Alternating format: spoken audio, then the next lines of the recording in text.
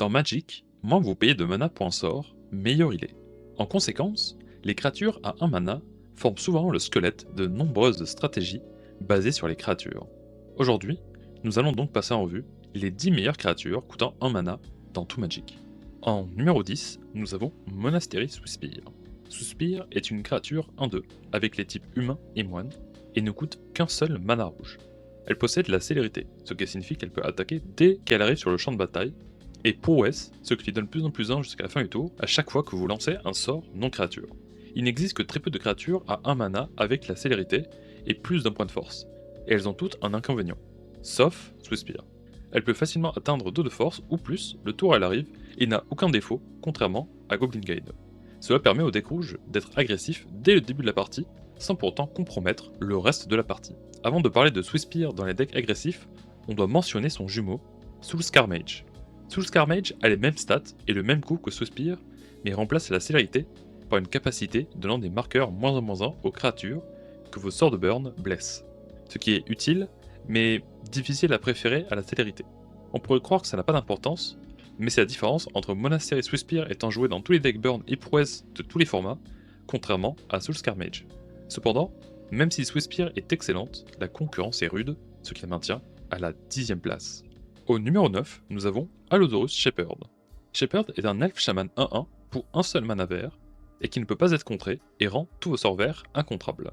Il possède aussi une capacité permettant pour 4 mana et 2 mana verts de transformer tous vos elfes en dinosaures 5-5 jusqu'à la fin du tour. Pour un seul mana, c'est énorme. Non seulement elle protège tous vos sorts d'être contrés, mais dans deck elf, son activation peut quasiment vous faire gagner la partie. Allosaurus Shepherd joue à la fois le rôle du protecteur et du finisher, et combiner plusieurs rôles dans une seule carte à un coût aussi faible est toujours un atout majeur et donne plus de place pour ajouter de nouvelles cartes. Shepherd est monstrueuse dans le deck elf du Legacy, où le plan consiste à utiliser Glimpse of Nature pour piocher une tonne de cartes, jouer tous les elfes qu'on pioche, et inonder le champ de bataille, puis générer du mana avec Héritage Druide, et continuer ainsi de suite, jusqu'à jouer l'entièreté de son deck. Shepherd protège le deck contre les contres gratuits omniprésents tels que Force of Will, et offre un second moyen de gagner, en plus de Craterhoof Behemoth. Un point crucial, Shepherd rend tous les sorts verts incontrables, pas seulement les créatures, ce qui est essentiel avec Natural Order. Cependant, Shepherd n'est joué que dans quelques formats car il a été imprimé dans Jumpstart, un set hors standard, ce qui la rend illégale en moderne ou en pioneer. Au numéro 8, nous avons Elvish Reclaimer. C'est une 1-2, elfe et guerrier, pour un mana vert, qui devient une 3-4 si vous avez 3 terrains dans votre cimetière, et qui peut sacrifier un terrain pour en chercher un autre et le mettre en jeu engagé. A première vue, cela semble faible. Devenir 3-4 pour 6 mana ne semble pas rentable, et vouloir remplir son cimetière juste pour cela paraît bancal. Mais il existe en réalité des terrains qui changent toute l'équation. Les Fetchlands. Avec 2 Fetchlands joués sur les 2 premiers tours, Reclaimer est déjà une 3-4 au tour 2. Et surtout, Reclaimer permet de chercher des terrains très puissants comme Dark Death ou Thespian Stage qui permettent de créer un jeton Mariclage 20-20 indestructible très rapidement. Reclaimer sert donc à la fois de bloqueur solide et de tuteur pour des jeux combos basés sur les terrains. C'est ce qui le rend si particulier et si puissant. Au numéro 7, nous avons Noble Hierarch. C'est une 0-1 humain et druide pour un seul mana vert qui possède l'exaltation, ce qui donne plus 1 plus 1 à une créature qui attaque seule. Et elle peut aussi être engagée pour produire soit du mana vert, blanc ou bleu.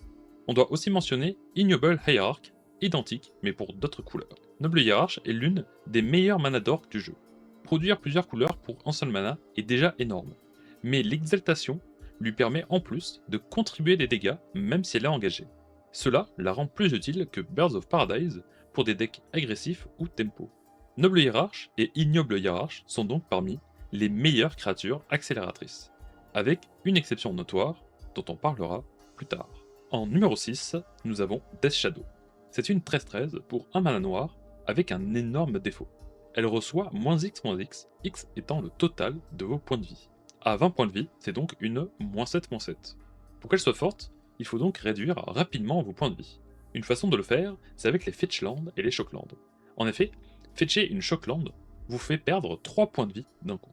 Il y a aussi Saisie des pensées, qui fait perdre 2 points de vie, ce qui devient un avantage dans ce deck. Le plan d'un deck Death Shadow est donc de descendre rapidement en dessous de 13 points de vie pour jouer une ou plusieurs Death Shadow. Une fois la carte en jeu, des cartes comme Temur Battle Rage ou Dressdown peuvent soudainement augmenter sa puissance et tuer en un seul tour. Déployer des créatures aussi énormes, aussi rapidement, tout en ayant interagi tout le long avec votre adversaire, est une stratégie qui a prouvé sa valeur en moderne et legacy. Même si la carte est en perte de puissance ces dernières années, avoir plusieurs decks spécifiquement centrés autour d'elle la place dans cette position. En cinquième position, nous avons Delver of Secrets. Delver est une 1-1 humain et sorcier pour un seul mana bleu, qui peut se transformer au début de votre entretien si le dessus de votre bibliothèque est un éphémère ou un rituel. Une fois transformée, elle devient Insectile Aberration, une 3-2 volante. Delver est le cœur des decks Delver en Legacy, en utilisant Brainstorm et Ponder, ainsi que des contres gratuits comme Force of Will, pour la protéger. Longtemps, Delver a été considéré comme une des meilleures créatures agressives pour un mana, jusqu'à l'arrivée d'une concurrente directe. Et d'ailleurs, si vous voulez une chance de jouer avec cette carte iconique, peu importe votre budget, ne ratez pas le Gun Ice 2026, un événement sur 3 jours qui regroupe 6 tournois différents et des side events. Le Legacy est le format majoritaire, avec aussi du Vintage, Pauper, Pré-Moderne et du Vintage Cube. Pas besoin de posséder les vraies cartes, tous les tournois autorisent le full proxy. Si vous êtes intéressé par l'événement se déroule du 16 au 18 janvier à Lyon. Toutes les informations sont dans la description. Et cette concurrente directe est Dragon's Rage Channeler en 4ème position. C'est une 1-1 humain et chaman qui surveille 1 à chaque sort de non-créature que vous lancez et qui devient une 3-3 volante obligée d'attaquer lorsque vous avez le Delirium, c'est-à-dire si vous avez 4 types de cartes différents dans votre cimetière. Channeler ressemble beaucoup à Delver, mais elle permet en plus de filtrer le dessus de votre bibliothèque, et elle est plus fiable pour atteindre son évolution. En moderne, où les bons cantrips sont bannis, il est bien plus facile d'obtenir le Delirium que de manipuler le dessus de sa bibliothèque pour révéler un sort, ce qui explique son immense succès. En Legacy, les deux cartes sont jouées ensemble dans le deck Delver, mais clairement, c'est Channeler qui est la meilleure de la paire. Pour le top 3, nous avons Tamiyo Inquisitive Student. C'est une créature légendaire 0-3, vol, bleu, lunarien et sorcier pour un seul mana bleu. Elle a les deux capacités suivantes.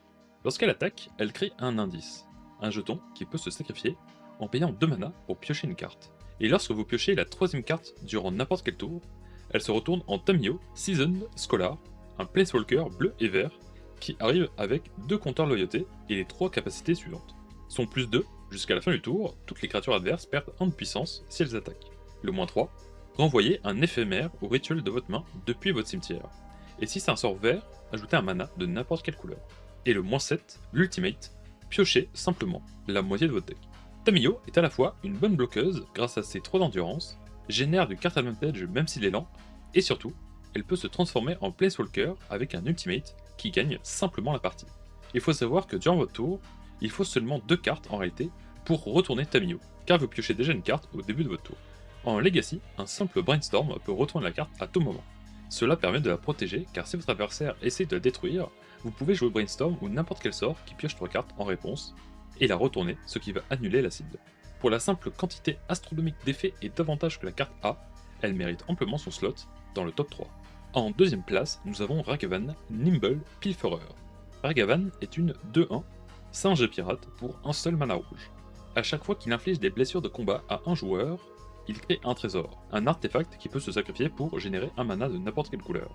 Et également, vous exilez la carte du dessus du deck adverse. Cette carte, vous pouvez la lancer jusqu'à la fin du tour. Il a aussi le dash, lui donnant la célérité pour un incolore et un rouge. Ragavan est l'une des cartes les plus puissantes jamais imprimées pour un seul mana. Non seulement il génère du mana, mais il donne aussi du card advantage, même si l'effet est variable selon la carte exilée. S'il n'est pas géré immédiatement, il peut facilement snowball et gagner tout seul la partie. Il est si puissant qu'il a été banni en Legacy. Et enfin, en première place, nous avons Deathrite Shaman. Deathrite est une 1-2 elfe et chaman coûtant un hybride noir ou vert, avec 3 capacités activées. La première, exiler un terrain pour produire un mana de n'importe quelle couleur. La deuxième, exiler un éphémère au rituel pour faire perdre 2 points de vie. Et la troisième, exiler une créature pour gagner 2 points de vie. Deathrite Shaman est souvent surnommé le Planeswalker à 1 mana, tant il est polyvalent. C'est à la fois un mana d'orc, un moyen de gérer les cimetières, et une source de pression sur les points de vie. Son coût hybride le rend incroyablement facile à lancer, à intégrer dans différents decks. Sa puissance augmente drastiquement dans les formats où les fetchlands sont légales. Il est si fort qu'il a été banni en moderne et legacy, car il rendait les decks multicolores trop consistants. Malgré sa puissance moins explosive que Ragavan, son impact sur une partie est si élevé qu'il est considéré comme la meilleure créature à 1 mana de tout Magic. Et pour votre information, c'est quasiment la seule créature à 1 mana qui est jouée en Vintage. Et voilà, c'était mon top 10 des créatures les plus puissantes pour 1 mana. Dites-moi ce que vous pensez de la liste en commentaire, et sur ce, je vous dis à la prochaine. Salut tout le monde.